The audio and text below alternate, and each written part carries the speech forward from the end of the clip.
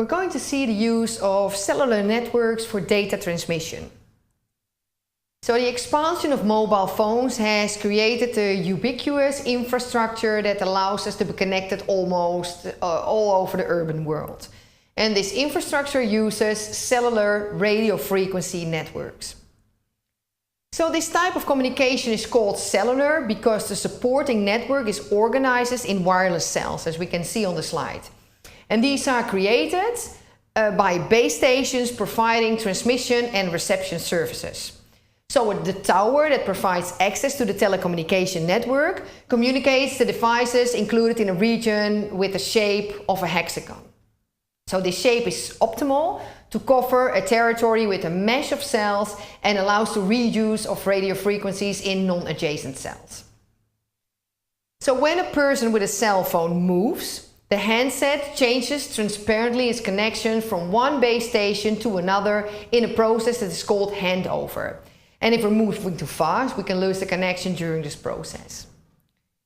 There are several frequency bands allowed for cellular servers, and they can be different in each country. Modern handsets can work in different bands, and this makes it more transparent to the user. So over the years, there has been several technologies introduced to transmit data over cellular telephone networks, and depending on where we are, we can find one technology or another. The main difference amongst them, at least for us users, is the data transmission rate. The user terminals are able to manage them and they will always connect to the fastest network that is available and supported by them. So we have, for example, GPRS and Edge, and these are able to transmit data at lower speeds. And these are just useful for text-based services such as instant messaging or emails. Then we have UMTS, which is also known as 3G, and HSDPA, which is also known as 3G+. And these are the most extended, and they also allow for multimedia content download.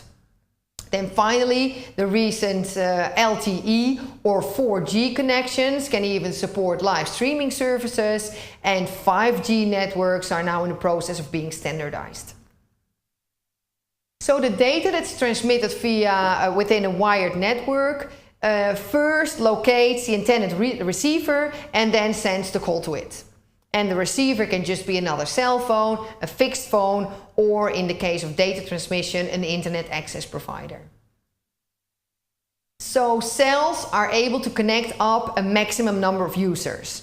So in city centers and other places where a lot of users are expected, the trend is to use smaller cells with less transmitting power to be able to attend more users. In rural area where we have less users, we use less cells with more power. So for special events where there's high human concentrations, like for example a football game or something, there's normally special reinforcement network of mobile stations that is being installed, but sometimes this is even not enough to cope with the many users that are trying to connect to the same cell at the same time, and the corresponding base station cannot handle all this traffic. So for data transmission, the connection through the cellular network creates a wireless connection with our wireless internet service provider, and this grants access to the internet.